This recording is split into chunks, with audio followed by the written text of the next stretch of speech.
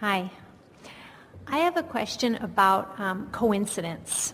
No such thing. Well, Okay. coincidence means incidences cooperating with each other. That's what a coincidence is vibrational harmony, incidences co-creating. But the question is, well, we do a lot of real estate transactions, and frequently as they're just really getting going and something's about to happen. Feel the power of this? Frequently. When somebody has something that's happening frequently, there's a strong expectation. Yeah. Okay. We will have a weird series of coincidences happen that are so specific. And what I want to know is, what's that mean? Well, for example. Here's the most important way to look at it, the most beneficial way to look at it. Things are always working out for me. Right. So I'm on this path, and I think I'm going over there, and I'm headed that way, but then something happens here and here and here that seems weird. Right. But if I know for sure that things are always working out for me, right, then I will allow it to fill in. Mm-hmm. And after the fact, I will be able to see that which seemed like a wild goose chase, and that which seemed like a wild goose chase, and that which seemed like a wild goose chase were just opportunities for me to, because sometimes, gonna like this, the most convoluted trail is the path of least resistance. Mm-hmm. Because you've put up all kinds of pieces of resistance, and the universe doesn't say, oh, there's too much resistance, give it up. The universe says, that's what they want, let's give it to them in the way that they can most allow it. And so when you're dealing with a lot of different moving parts with a lot of different people, it can be sort of a wild ride or seeming wild ride, but it's always just the path of least resistance playing out for the benefit of everyone. That's the other thing, that it's not just your benefit, it's everyone's benefit. And here's a good way of looking at it. You know how you'll see something on television. Maybe it's a political event where everybody's talking about it, and you're trying to form your opinion about it. What really happened on that George Washington Bridge that day? Or whatever. And you're trying to figure out what happened, but you're not privy to enough information to really figure it out. You're just getting bits and pieces from people who want to give you bits and pieces. They call it spin. So you don't have any real way of really figuring out what happened. Mm-hmm. We want you to understand that you don't have any real way of understanding anything that's going on with anybody else. In other words, you can't come to an accurate conclusion about what anybody else is creating because you're not privy to their vibrational point of attraction. So if you use your powerful now, where all of your power is right here and now, to day after day, week after week, month after month, year after year, do the best you can do to create an environment that just feels good to you when you create it, then through the path of least resistance, everyone with whom you interact will be a pleasing experience. In other words, no one can hinder you once you get that in place. But as long as you're reacting to what they're doing, then you're introducing that vibration into your mix and cluttering up what's going on with you. You hearing that? Mm-hmm. And I get that in a general sense, but what I'm talking about here is something a little different. It's about this incredible specificity in terms of names or things. For example, we sold a beach house, right? And as we were trying to sell this beach house in Mexico, we had to get something notarized. And we didn't have anybody, so the next people that came in the door, we asked them to be witnesses. Their last name was Algodones. Then that night, and we finished the deal, that night we were driving away and we stayed at a hotel. And the exit that we stayed at, we didn't realize it when we made the reservations, but when we got there, the exit was Algodones. And then that night we realized that we had forgotten that the name of the beach, the Mexican name of the beach that the house was on, was Algodones Beach. So that we had just sold, okay? So it's like this specificity of strange things. What does that mean? What's it mean? There are two things we want to say to you. Yeah.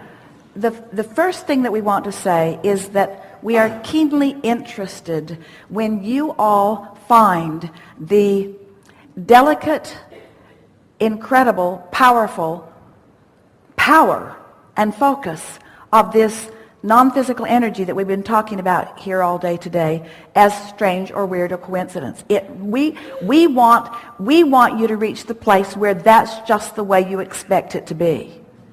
In other words, you call them coincidences when actually those things were active in your vibration. Esther used to laugh that they would drive all day long and she would only notice one billboard the whole day. And it would be the billboard at the RV park that they were going to stay. And it's the only thing that she'd seen all day because it was the only thing that was pertinent to see. In other words, you are called to participate in the things that are meaningful to you. So what we're encouraging you to begin noticing is that when something is active within you, it is more likely to show itself to you again and again and again and again and again. It really is as simple as that. There's no one working magic. There are no coincidences. It is always the same thing. It's active in my vibration, and I am in a place of such alignment, and my vibration is so active that it is revealing itself to me because I am in a vibrational place of being able to receive the revelation. Most of you are walking through life sort of blind. There is so much help that is surrounding you that you miss because you're letting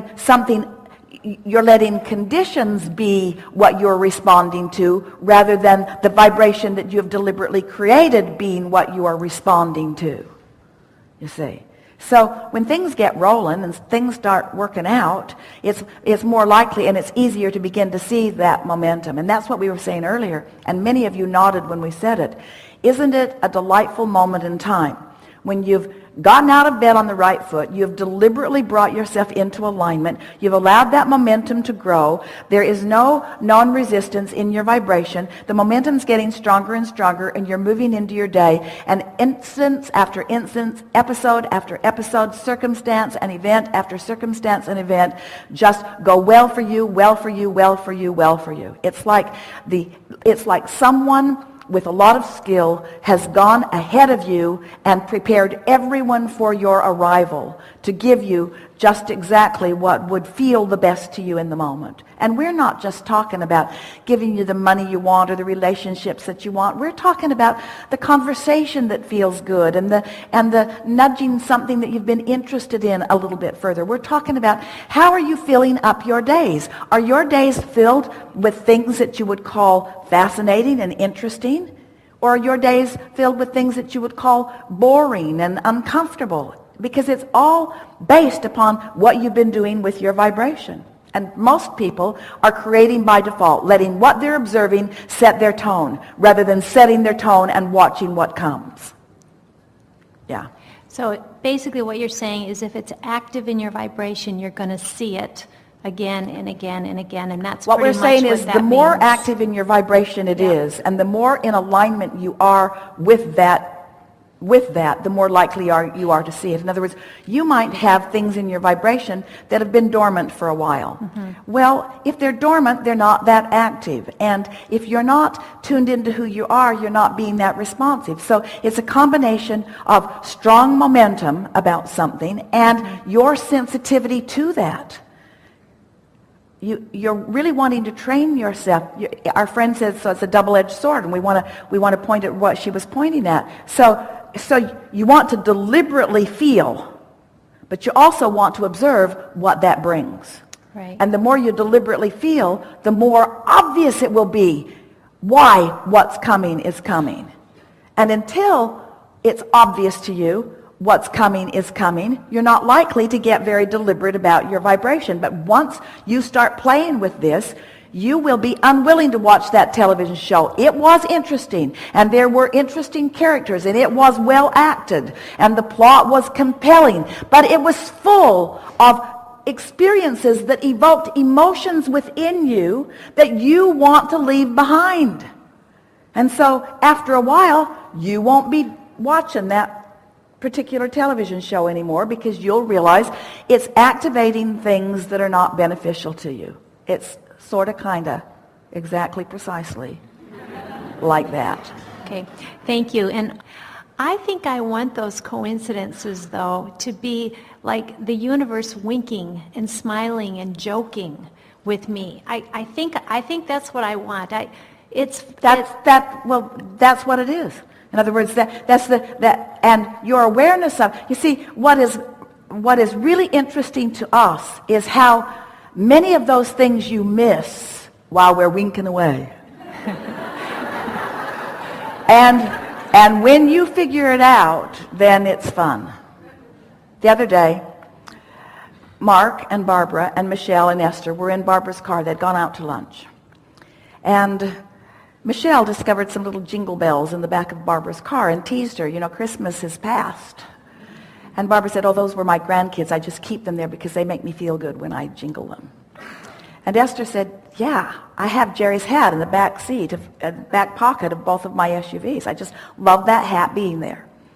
And she said, the other day, Luke was sitting in the back seat, and he sees that hat, and he said, Grandma, what's that hat doing there?